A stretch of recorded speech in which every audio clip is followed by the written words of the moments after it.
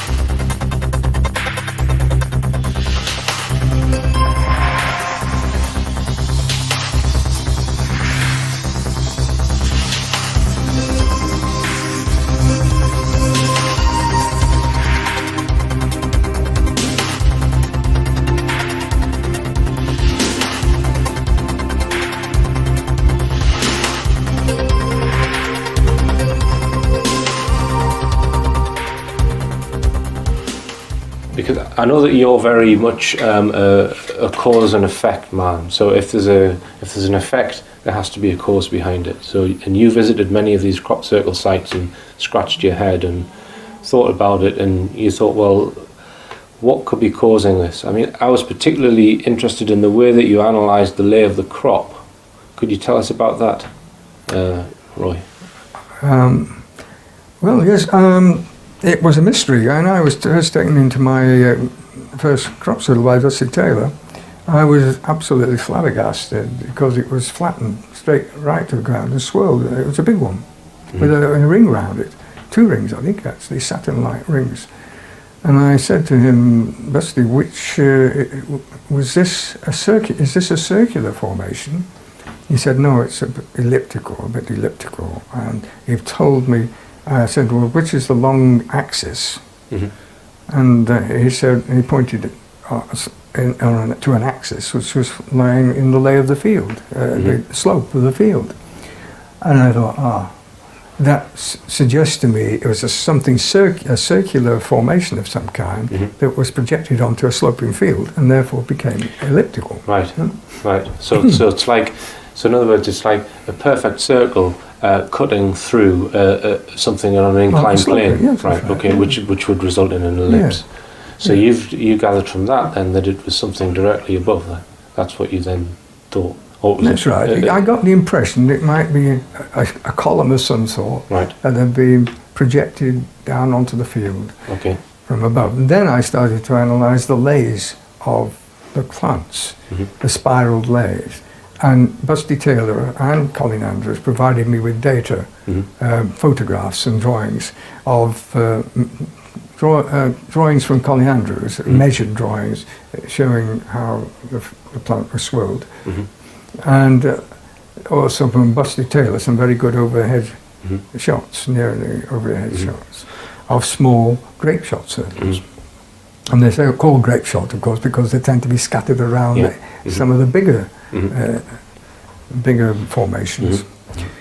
And I then began to look to see what pattern, what mathematical relationship could be applied to these things, which might explain how they're produced. Because when you looked at that pattern, you saw that it was made up of a series of discrete actual sweeps, if you like. Is that am I right? That's right. That's the first clue.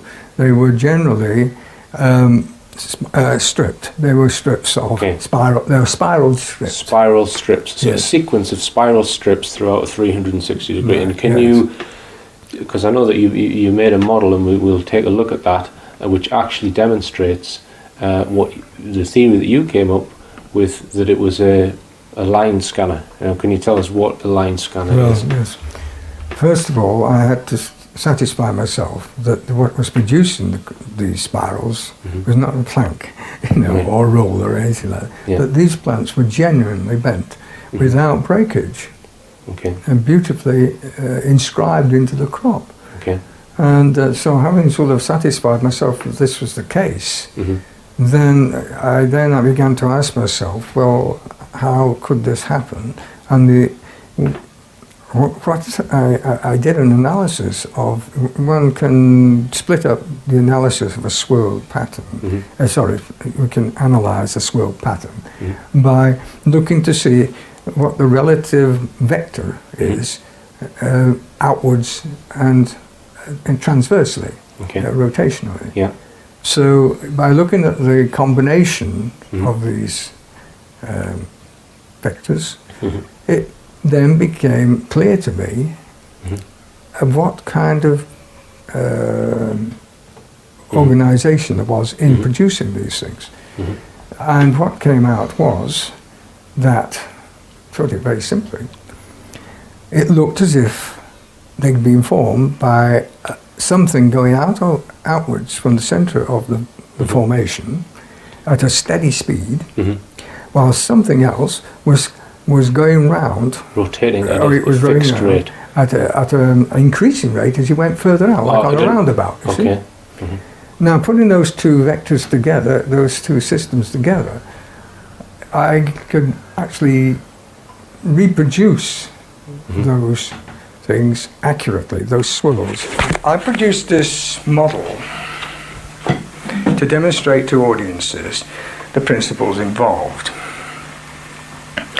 This little arm here with the brush on the end, in fact, is free only to move radially outwards. And it flips back to the middle and then begins to move radially outwards again in a straight line. But as this is happening, the whole assembly is rotating steadily in one direction or the other. It could be clockwise or anti-clockwise.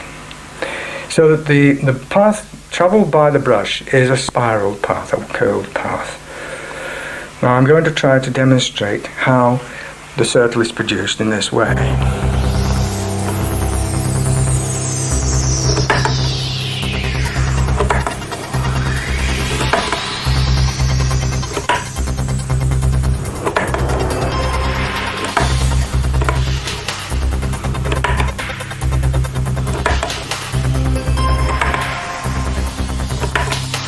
notice that the gaps are being filled in on each successive rotation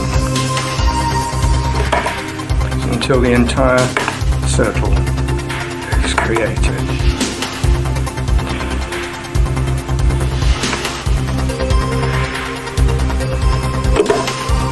The actual shape of the spiral depends on the relative rate of outward sweep and rotation. This is a very short spiral, but sometimes they can go all the way around. You thought that it was moving at fixed velocity from the centre to the edge at a fixed rotational speed.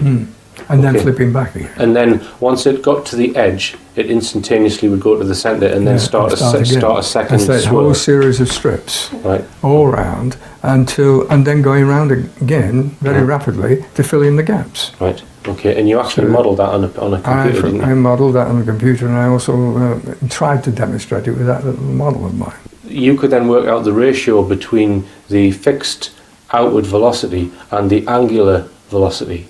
Was there any correlation between that ratio? It didn't matter what the actual speeds were. It could produce any kind of spiral with that form. Because believe me, you can get spirals of other forms, and I did try this with other equations. Colin Andrews had sent these drawings to me, probably because he felt they would defy all my efforts to explain them in simple terms. After about 2 months of frustration with this problem, the answer came to me very, very quickly. The different bands of alternating swirl directions were merely indicating that the projector beam had been operated in several different modes to produce annular rings. In fact, soon after receiving these diagrams, I was able to modify my program to incorporate that feature very successfully. The big problem was presented by that unevenly segmented annulus. Well, suddenly the penny dropped, as they say. The flattening had begun at position 1 with the progressive clockwise flattening. This had continued until a 72-degree segment had been covered. At that point in the proceedings, the beam had then flipped backwards through 144 degrees to commence clockwise flattening in the direction as before. However, while the clockwise flattening had been occurring, the virtual centre of the disturbance had moved from 1 to 2. The annulus had been steadily precessing anti-clockwise, following this small circle shown here. So when the flip back to position 2 had occurred, the centre was then at position 2 here on the precession path. In all, this process had occurred 5 times to form the segmented circle or annulus that we see here. Now that little precession path circle had a diameter of 8 feet, which shows how large this formation really was. For me, this was undeniable proof that an advanced piece of scanning technology was being employed to produce those wonderful patterns. This is suggestive then that whatever technology is being used is being generated from at some certain height above the crop circle. And were you able to do any analysis to determine how high?